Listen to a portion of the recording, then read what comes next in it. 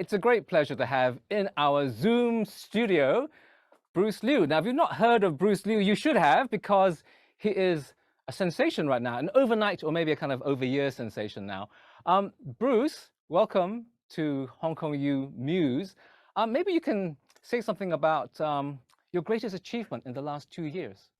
Yeah, you're right. I think it's an overnight thing because, of course, with all the preparations, but it's funny that, right after the competition, I mean, I remember how crazy night it was, because the results were announced around 4 a.m. I think, and then we had to this press conference, and then this, all this post-competition scheduling, it's the concerts, tours, and I was just like, I just wanted to go home after the intense competition, and but after that, until December, basically for another 2 months, we have to go on tour, and I didn't prepare all this, with my small luggage to Poland, and I have to go there until the half of the globe, with my sweet case.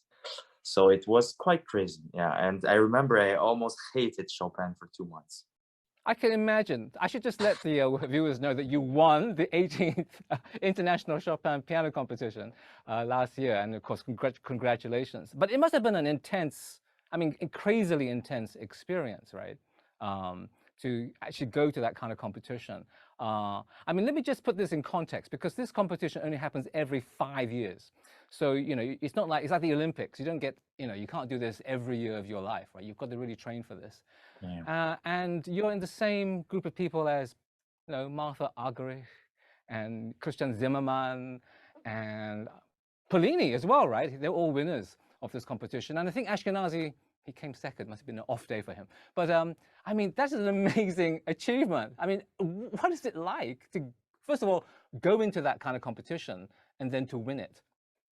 I think, I have came along with quite some competitions, and I really was in a very, not expecting anything position. I think that was the mindset of me, and which is, I think, basically, maybe if I say something secrets, that made me won, I would say this was the mindset I had, of this, without expecting anything. Basically, after, I think after the second round, I still remember that I was really, preparing my suitcase, and I was ready to leave, because I thought, if I got eliminated, that would be fine. I would just go home and keep the road on. You had no idea how Yeah, you did. Like after the second round, at that performance, you thought, oh, maybe they don't like that. I'm going to go home. you never know, to be honest. And so, I just had this mindset without thinking in a competition. So I think the most important is just really focus on what you're doing, all the details of the things, and not to be, overwhelmed or anything by because, in the competition atmosphere, if you're not in Warsaw, you really know that for Chopin in Warsaw is really like the Olympics. We're not exaggerating, like the whole country is watching this, and it's you get recognized on the streets right away, and it's just crazy, and now when I still go there, I got recognized on the airport and things. It just suddenly you just feel like a rock star somehow, and you just have to keep focusing on what you're doing, basically, and all these things just come here more like a distraction sometimes. Well, that's amazing, because I think, if I'm correct, you're the only a winner where I think all the judges on the panel unanimously voted for you to go into the next round, and yet you kind of had already packed your bag every time. So I mean, that's an extraordinary achievement in itself, that you could persuade such a big, diverse panel to say, yes, that's the guy for the next round. Yeah, that's some luck, it's because my playing style is, even before the competition, I go there. My teacher is somehow a little worried sometimes, because I play Chopin in a very not unique, but not so conventional way, let's say. And I like to put a lot of personal touch, and usually people already have some kind of cliche, ideas of Chopin, like nostalgia, and sadness, all these things. but I play it in a very happy way, and maybe because of COVID, I don't know, the current life and changed my mindset. But that was my also it fits my kind of mindset. So everything just went together, and I was thinking, I didn't really care if people will like it or not. I just wanted to present the way I think about this music, and the rest is just go with the flow. Well, that's amazing. I mean, so you have a very happy Chopin in mind when you play Chopin. But I mean, in a way, you've raised a very interesting issue about how do you interpret Chopin, given that there is so much tradition, right? There is so much formula, as it were, to Chopin now, and people would trace their lineage back. I studied piano with so-and-so who was so-and-so, and then that person studied with Chopin, that kind of thing. So I am the Chopin kind of interpreter. So for you, how do you kind of cope with that kind of Chopin heritage? I mean, do you just say, well, I'm not going to bother with any of this stuff. I'm not going to listen to other pianists. I just do my own happy Chopin. Is that how you do it? I think both, to be honest. We, of course, that's the value of classical music, is that there's a certain there's always a certain rules, let's say, and so that's what makes it good and bad. Good is that at least we have a certain way to say this is good or not, unlike some other kind of I don't know, of domain, or when it's really hard to judge. So at least this is something we have. We have a history, we have ways to compare. And the bad things, of course, is that it's easy to get frozen. It's because arts, I think the most dangerous thing is that it gets in a direction that's just everybody will play like the same way. And that's the danger of nowadays, with all the technology and all the the world financially becoming, because when you go to a mall, for example, nowadays it just looks the same. We don't know if it's New York, or you don't know if it's in China or Japan, whatever. And it's like I think that's the danger, because of course in the past, when you see it at French school, Russian school, German school, everybody plays so differently. And nowadays, of course, with technology, we have improvement in certain things, but it's important to keep the personality. So that was something I have been working for a lot, how to combine at the same time this history of understanding, and also that we can put some personal touch, always with important is that with good taste and in the right convincing way. It's most important. No, I think you described your playing very well there, because it seemed to me, I mean, from just hearing things on YouTube and so on, your recent recording, that your Chopin is not quirky, it's not idiosyncratic, but it's very distinctive. It's a very distinctive Bruce Liu kind of sound to it. Maybe we can talk about that a little bit later. But you mentioned all these different schools, like the French school, the German school, of course, the Russian school. And of course, you come from a kind of diverse background, right? Because your parents are from Beijing, and you grew up in Paris, and then you moved to Canada, which is also a land of great pianists, by the way. So, in a way, your whole background is diverse. And so, do you have a kind of school you feel attached to? Are you kind of Frenchy, or, do you have a kind of sense in which you're sort of combining different traditions together, or trying to sort of navigate something that is quite different because of your background? No, that's a question I've thought a lot. And I think there's not a particular one that I can refer myself. So yeah, I am a monster creature. it's it's I think if you want to find some some elements from each, it's possible. But then it's really I think I kind of just created, let's say, a way of my own, mostly. Yeah. Right, There's certain values that I take from each culture. I think that's what's interesting, because as I often say, that the only thing that we all have in common is our difference. Well, then you're So right. this is yeah. So this is the point, basically. So what have you taken then? I mean, say from, I think there is, well, I think there's developing a kind of China kind of school of pianists too, right? Because there's so many of those pianists now. But of course, the French school goes back a long way. And I think that, in Canada, I don't know, I mean, there is a whole lineage of pianists from, Glenn Gould and Angela Hewitt and so on. So what do you take from each tradition, you think, that has sort of done something to help you interpret music or develop your own technique and style of piano playing? Yeah, as I said, even nowadays, for example, you listen to French pianist, it's really different from, 100 years ago because maybe he basically learned his education in Germany. And, a lot of, for example, Chinese pianists nowadays or Korean, whatever, they're all over the places, in Germany, France, England, whatever. So the word school is like, less and less clear, let's say. And uh, I think the thing that remain is somehow that we use the word more like structure or colors, and maybe that's the word that can still divides. Let's say that's some people playing is more rational, some others is more emotional, and and it always depends what your personality is. That's, I think, that what matters me the most, because you're basically playing your own role as an actor, and something good on other people might not be working for you. And that has always been the direction that guides me, either for school, for teachers, and for the way you play the piece, and the way you choose the piece as well. And I think that's very important, how you make your own way. Let's talk a little bit about your style then. I like to talk about not Chopin, since you had so much Chopin going through you, but I want to talk about a performance that I saw of you playing Beethoven's Hammerklavier.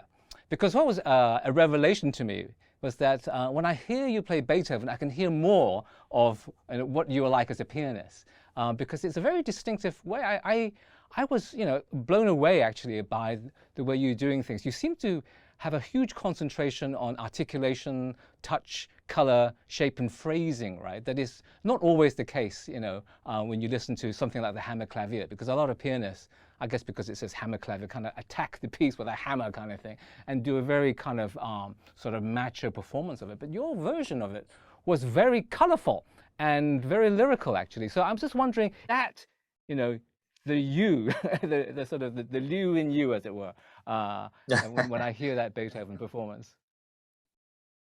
Yeah, I think it was something very funny is that I have even as you said, the Chopin is like a very surprise for me, because I never considered myself a really Chopinist player, because as I was really playing a lot of contemporary music before, and that was somehow my strong point. And the Hammerklavier project was somehow, because of the Chopin competition was delayed for 1 year of COVID, so that's why I wanted, had all this 1 year time, and I was thinking to learn some huge monster piece, and then this one came to my mind.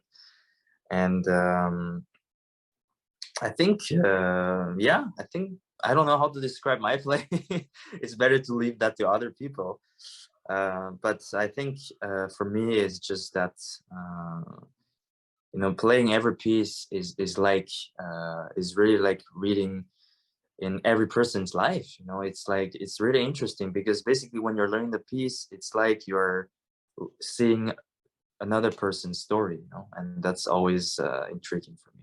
Yeah, I mean, when you learn a piece like the Hammerklavier or any Chopin piece, I mean, do you listen to a lot of other recordings, or do you want to, as some pianists like to not listen to any recordings at all, so that they can really find their own reading of the piece? I mean, what's your way of doing things?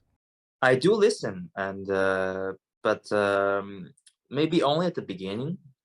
And I always, the way I choose the piece is very simple. Is I start with reading the story behind the piece before I even touch the notes.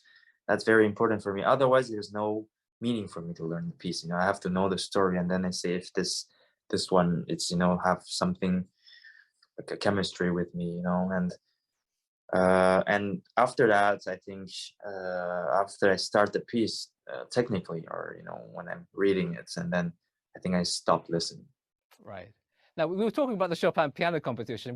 We got waylaid by other questions, but we never got to the part where you won. So you won this amazing, probably the top competition for pianists. I mean, and they announced it at 4 o'clock in the morning, you said, in Warsaw, which is quite bizarre in itself. But you won this competition. I mean, what was it like to win this thing, or has it not sunken in yet? Well, I haven't changed before or after. I'm still me, Well, and that's good. yeah, I'm still me. And I think it's at the moment I was so happy because I only had one thing in my mind, is that I don't need to do any other competitions for the rest of my life, which Ah, is yes, pretty good. cool. Yes. But the next thing, it's very funnily, I didn't even celebrate. It was, followed by so many bunch of all the concerts, and it's a huge demanding, concentration. And I just think about, it's a huge responsibility basically, because how to, maintain this kind of freshness, in music, and keep growing as an artist. That was something that came to my mind immediately. Well, this leads to my next question, really, because it's a very crowded market right now. There are a lot of young pianists trying to make it, and they've all won all these competitions and so on. But it's quite hard to sustain. And the world of classical music has also changed, right? Some people like to go for really big branding and all kinds of innovative ways of sort of pushing your name, as it were. And other people are trying to, go the old-fashioned way of sort of just promoting their own musicality and piano playing and so on. So what's your strategy now? Or what do you want to do now that you've won this competition? You have a platform. How are you going to sustain this? What's the way you're going to make this all happen? Yeah, I think it's to, keep doing what I'm doing basically, and, to grow as an artist, not just playing piano, but also, be interested in, as I was always, in paintings and in other forms of arts, and, balancing your life. It's now, because with all the traveling and touring, it's very easy to fall into this, busy schedule and have no time to reflect, on the later future, so that's something to have, always in balance, in short, and long term. And I think it's it's about, for example, my concerts are already booked until 24, and I always know when I want to take a break, and, to have time for normal normal life and normal people's life as well, which is needed in my case. And yeah, and the rest, the thing is, I cannot say, what I exactly want in 10 years. I might be a conductor, a composer, you never know, or maybe not even the piano business anymore. So I think this is some, at least for now, it's very clear. It's all these engagements, and the love of piano for me is there, and just do it. No, exactly. But would you ever be tempted by, big branding if people wanted to, say, hey, Bruce, you should represent, I don't know, Gucci or something?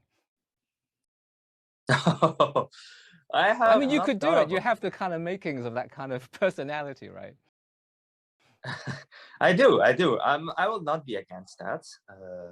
I don't see any contradictions with music, right? So yeah, that's fine. If that's gonna be a good advertisement, let's go. And of course, you just signed with Deutsche Grammophon, which is great as well. And you have your amazing album of the pieces that you played at the Chopin competition out, which is amazing. And of course, in a way, they also will promote you in a particular way, right? They like to now package music more thematically, with sort of titles and so on. Is that something you're interested in doing, sort of curating sort of music in a more thematic kind of way? Yeah, I think this is the nice, interesting aspect, when we do recordings and live concerts. Because live concerts, I think for me, it's all about, transmitting emotions to the audience. There's a live, feeling, and this emotion is very strong. And when you're listening a CD, it's about, creating, as you said, this atmosphere, and this. There has to be a story, Otherwise, for me, it doesn't make any sense to make a CD. It's nowadays. So it's important, yeah. For example, my next album will be dedicated to French music, French composers, but not sounding so French. And that's my, my peak a little bit. It's like a kind of French illusions kind of things. And I try. There's a lot of connection between each pieces, and this is incredible because it's not like you're in a competition anymore. You just try to play, let's say, your best piece. But now it's really about creating a art form, instead, which is I think much more imaginative. Yeah, and when you do that, of course, you have to have a much sort of broader understanding of culture. So I'm interested in what other things you're interested in apart from piano music. Oh, I do karting a lot. I Karting? like to race. Oh, really? Yes. All Yeah. right. Well, be That was. careful. It's not that dangerous. Like Yeah, I right, recently okay. know that right after the competition, that one of my idol, like Michelangelo, he's also a racer, and yeah, I think maybe the concentration of came from there. Who knows? I swim a lot as well, and but I like some calmer things. I like history and I like chess also. All right, so we'll be expecting some interesting albums from Deutsche Grammophon with karting and swimming and chess as themes then, I guess. But, because you're such a, I guess, overnight sensation, there's not that much information about you on the internet quite yet. So I think I have a series of questions, so kind of quick fire questions about your favorite things that maybe we can see whether we can we can get some answers here. So things like Sure. what's your favorite color? So yeah, what's Blue. your favorite color? Blue. Your favorite food? Oof. Chinese and French. Hard to say a dish. But not Canadian, obviously. And then No. what about what about your favorite pianist? Oh, Michelangelo. Yeah, why Michelangelo? I don't know. I like the old school very much. I can also say Cortot and Right. Friedman. I really just admire their way of singing the phrase. I think which is something that has been disappeared for at least 20 years. Yes, that's very interesting. Yeah. I can hear some of that actually. And what about your favorite piano? I mean, I've seen you play various different types of piano, like Bösendorfer and Oh, Fazioli piano. and Steinway. Do you have a favorite? That's impossible to say because when we say, it's not that I don't want to say a brand, but it's like every brand, even every piano from every brand is so different, and it's hard to generalize things. Yeah, that's why I was asking because because you're a person of touch and articulation. I would imagine that different pianos would actually change the way you kind of try and get a particular sound out of a piece. Yeah. So when you were, so I think it was the Fazioli. Was that at the Chopin piano competition? Did that change the way you sort of played pieces? When you confront It's a rare that's the piano, fun right? of being a pianist. You just adapt very quickly. It's like I never played any Fazioli actually in any competition before, so somehow it was a risk. But as I said, sometimes when you get out of your comfort zone, it can pay off. Yeah, that's great. I mean, not all pianists like to try different pianos. I mean, some of them, carry their own pianos around with them for their tours. What about your favorite composer? Oh, I can only say at the moment, maybe. I would say Ravel. Oh, Ravel. Is that going to be your next album? Or is that? Yeah. Because you were doing the French stuff. Ah, amazing. Okay, Ravel.